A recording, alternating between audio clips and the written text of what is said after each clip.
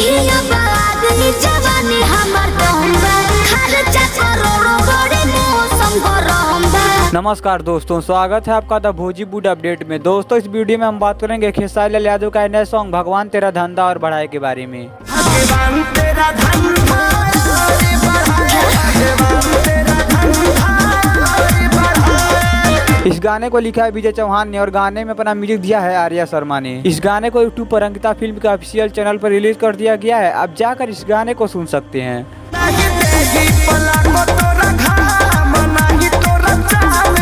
दोस्तों, बात करें इस गाने के बारे में तो यह गाना काफी जबरदस्त सॉन्ग है और आपको एक बार इस गाने को जरूर सुनना चाहिए। और दोस्तों, जब हमने खेसारी लाल यादव का नया सॉन्ग भगवान तेरा धंधा और बढ़ाए को सुन लिया तो आप हमें कमेंट बॉक्स में बताएं कि यह गाना सुनकर आपको कैसा लगा।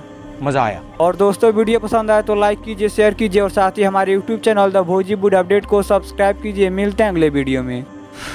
आज के लिए काफी है।